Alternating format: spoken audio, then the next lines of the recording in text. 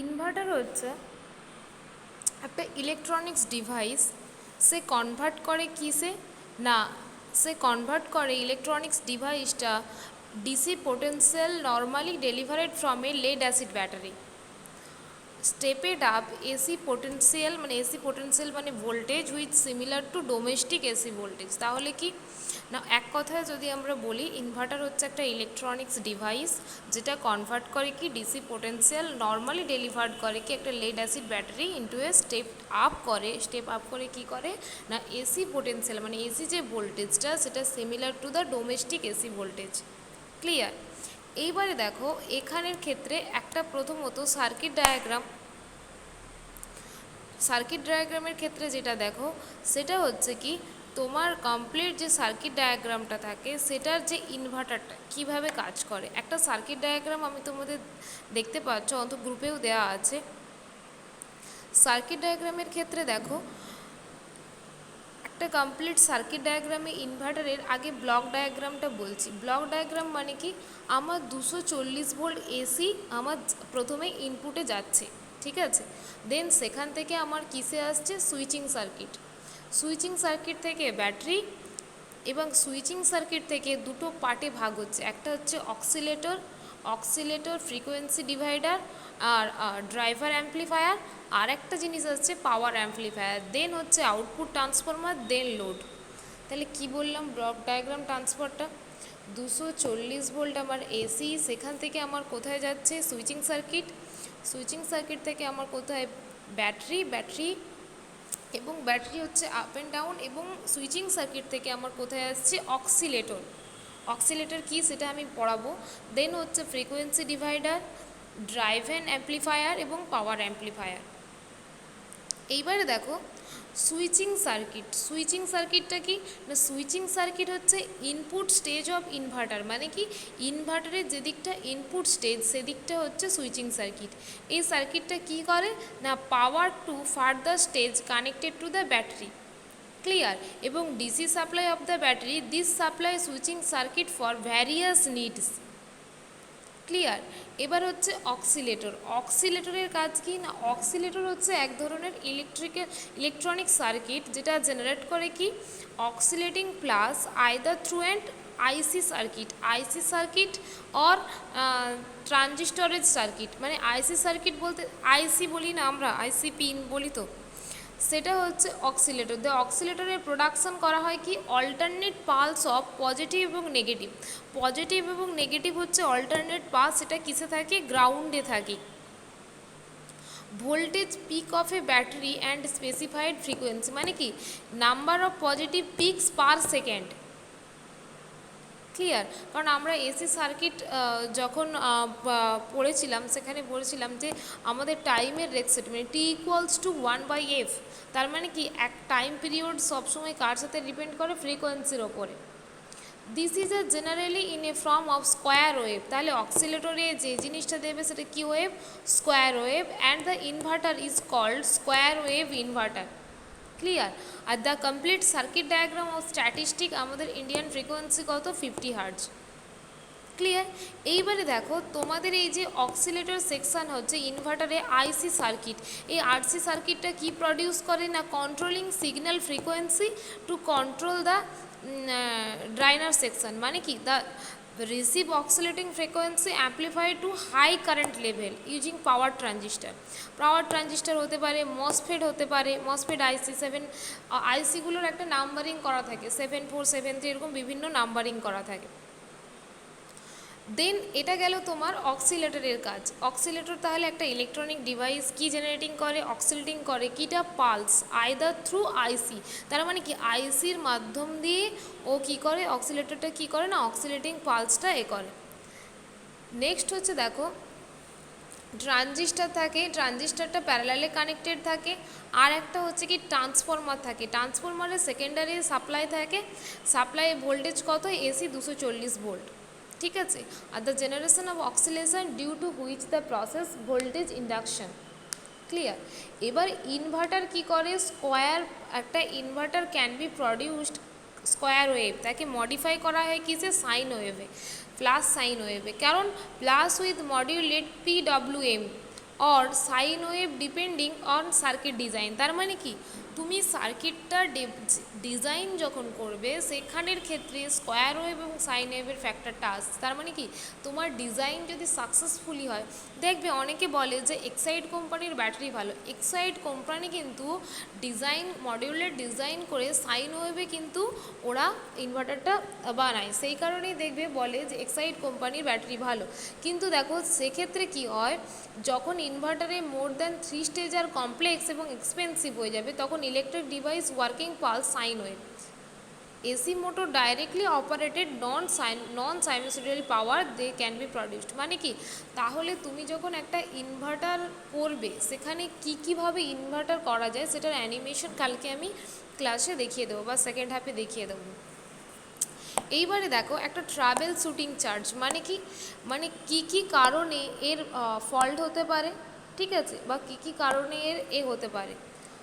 তো প্রথমত দেখো স্টেবিলাইজারের ক্ষেত্রে বলছি, troubleshooting chart of stepped up automatic stabiliser আগে পড়িয়েছি।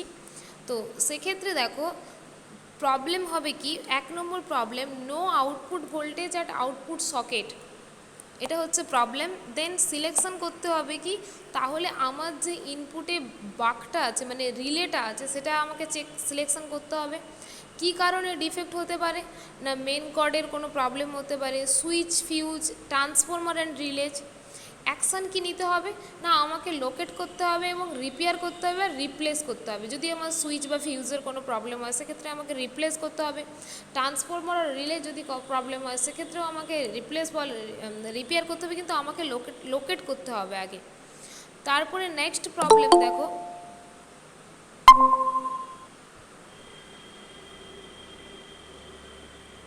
নেক্সট প্রবলেম যেটা হয় সেটা হচ্ছে,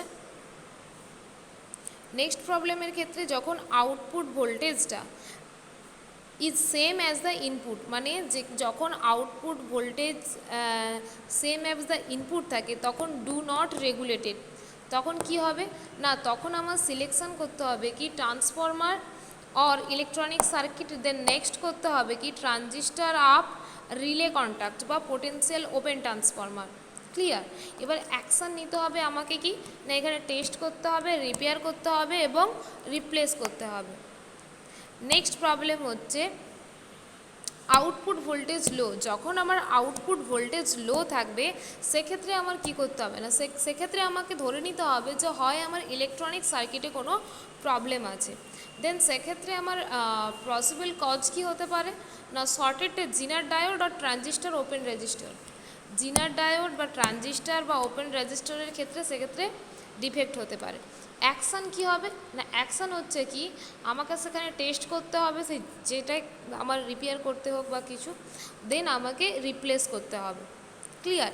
এটা গেল আমার অটোমেটিক ভোল্টেজ স্টেবিলাইজারের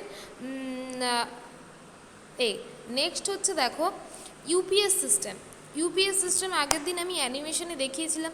তো ইউপিএস সিস্টেম ওয়ার্ক করে কখন না 240 volt AC main, but does not operate on battery. Clear. Possible reason কি হতে পারে, হয় ব্যাটারির ফিউজ ব্লোন আউট হয়ে গেছে বা ব্যাটারি ডিসচার্জ হয়ে গেছে। কি বললাম বুঝতে পেরেছো? যদি আমার এই ফলটা হয়, ইউপিএস সিস্টেম যদি না অপারেট করে আমার ব্যাটারিতে, তাহলে সেক্ষেত্রে আমাকে আমার পসিবল রিজন কি ধরে নিতে হবে যে হয় আমার ফিউজটা ব্লোন আউট হয়ে গেছে, না হলে আমার ব্যাটারিটা ডিসচার্জ হয়ে গেছে। নেক্সট হচ্ছে কি দেখো travel shooting charge. Travel shooting চার্জে কি না, ব্যাটারির আমাকে ফিউজটা চেক করতে হবে এবং ফিউজটা লুজ আছে বা টাইট আছে কি না সেটা দেখতে হবে। তারপরে আমাকে কি করতে হবে, রিচার্জ মানে চার্জ আছে কি না ব্যাটারিটার, আর হচ্ছে কি পোলারিটি চেক করতে হবে, ব্যাটারির পোলারিটি চেক করতে হবে।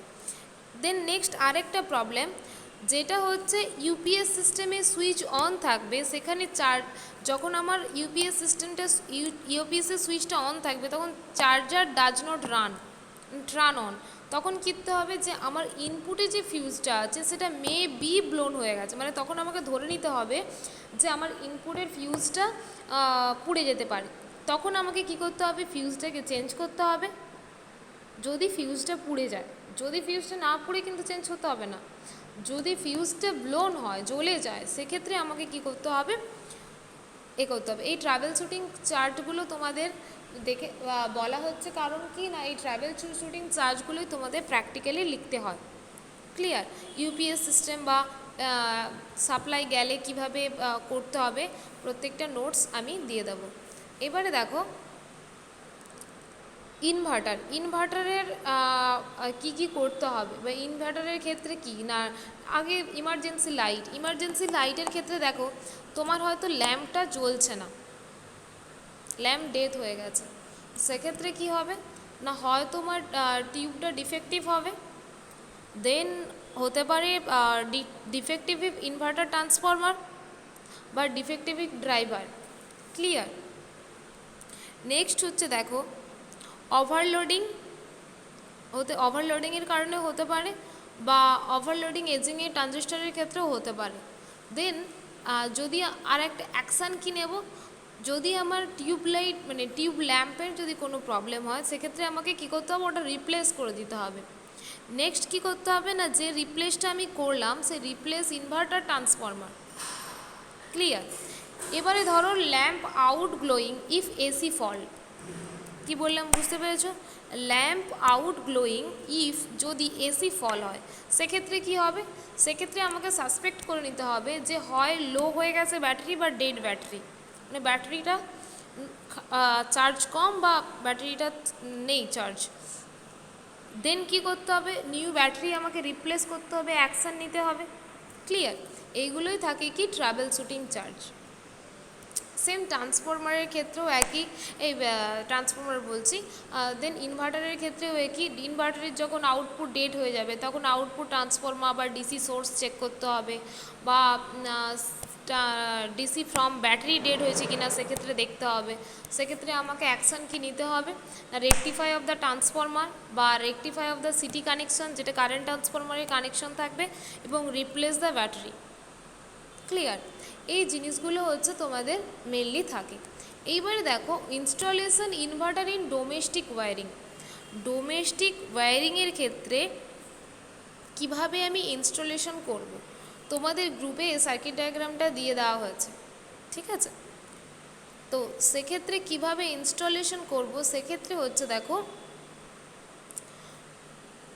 যখন আমি নিউ ইনভার্টার বা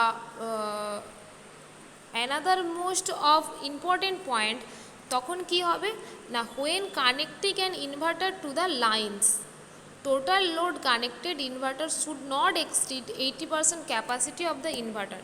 প্রথমে দেখো আমার একটা লাইভ এল গেছে আর একটা লাইন, মানে একটা হচ্ছে আমার পয়েন্ট আর একটা নিউট্রাল, একটা লাইভ একটা নিউট্রাল। দেন সেখান থেকে দেখো কানেকশান গিয়ে গেছে দেখো 2 পোল এমসিবি, এবং সেখান থেকে আমার কোথায় গেছে ইনভার্টারের সকেট, আর একটা গেছে দেখো সুইচিং থেকে বাল্ব, ফ্যান, টিউবলাইট, ফ্যান, সেখানে কানেকশান গেছে। প্রত্যেকটা ইনস্টলেশন কানেকশান ঠিক করে দেখো। দেন এবার বলছি কিভাবে কি করতে হবে। দেখো প্রথমত যখন তুমি কানেকশান করবে, সেক্ষেত্রে হচ্ছে দেখো তোমার output from the inverter, output সকেটটা used if power of the load. Clear? আমি বলেছিলাম IEE rule, Indian electricity rule অনুযায়ী কিছু আমাদের থাকে, এবং ইনভার্টারের রেটিং ক্যালকুলেশন থাকে কিছু। তো সেক্ষেত্রে প্রথমত দেখো যেটা বলছি, প্রথমে selection of the place for installation of the inverter.